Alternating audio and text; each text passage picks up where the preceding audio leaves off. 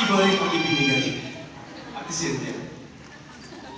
This next one, by the way, that was Walong Bilyon. Nasulat ko yun nung nahanap ko ng guitar stand ko or yung guitar stand ko. Nasulat ko yung song na yun nung bagong kasal kami.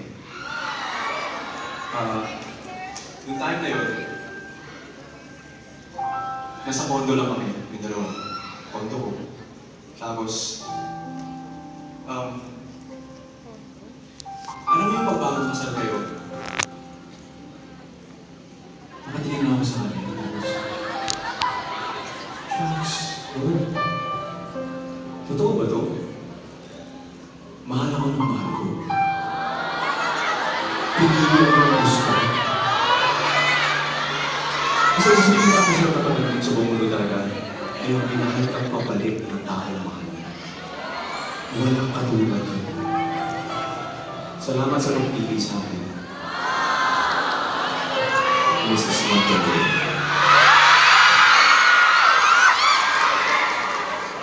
Ikaw ka ba naman dito?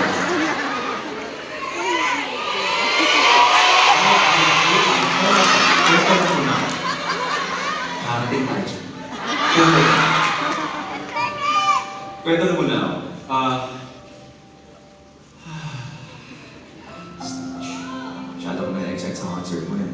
Sarap po inintay mo to, pero nasa stage ko ngayon. So, kanta ka mo. So, para lang, gusto ko lang talagang ikwento to at malaman nyo.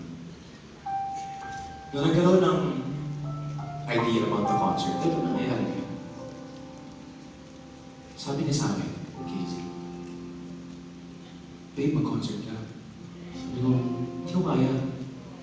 Hindi ko kaya mag-concert. Wala akong... Masaya na kasi ako. Ako kasi, I'm a songwriter and I'm a lyricist. I consider myself more of a songwriter than a singer, even. Mas gusto ko sa tumanda. Hindi ko na consider yung sarili ko na singer talaga. That's me. At yun yung nararamdaman ko. Parang maraming magaling na singers eh. So, hindi ko kaya yung ginagawa nila.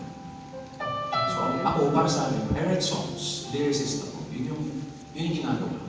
And pag nagsilat ako ng kanta, tapos na-release ko yun, masaya na ako. Okay na ako doon. My songwriting friends are here. Also, I belong to the Zeus here.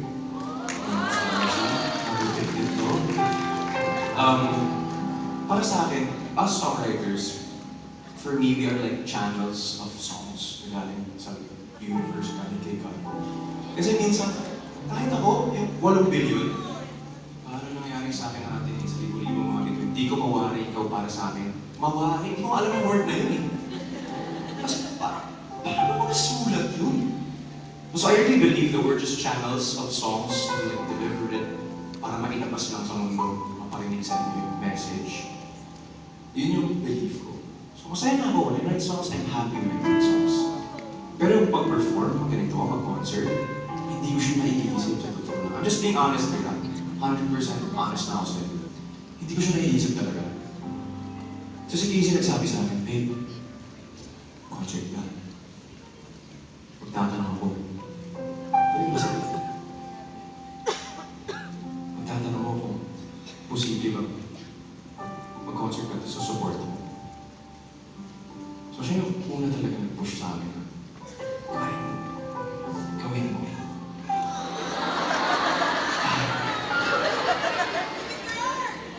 So of course, kasi dahil na support it, lahat ng mga musician namin, supportahan niya. Si Sir Erickson. Kasi ito na tayo, dito namin, di ba? Pero, what I'm saying is, when you find that person, hindi lang ikaw kailangan ng tissue, kailangan ng dito. Thank you, Ate Cynthia. When you find that person, pag nahanap mo na yung para sa'yo, dito na ako na. Pag nahanap mo na yung para sa'yo, tinatanong sa akin, paano mo nasabi si Casey yung the one? Ang sagot ko lang talaga, may payapa ako nararamdaman nito kasama ko siya. Very honestly, yesterday, day 1, nasa The Voice siya. Nakita niyo naman siguro yung clips ko sa TikTok.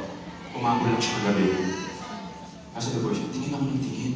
Tapos yung concert ko lang kasi Casey. Alam na buong New Frontier yung kahapon, mga nandito. Ilang beses ko pa. Saan na kaya siya? Dito na kaya siya. Kahapon ko na-realize before I started the show, kasi day 1, di ba, kabang-kaba ako. Kasi syempre, ngayon na ako mag-concert ng ganito kalaki eh.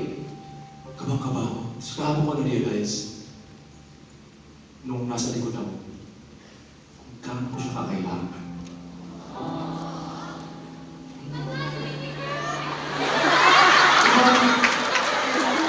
Mas masasarap na yung siya.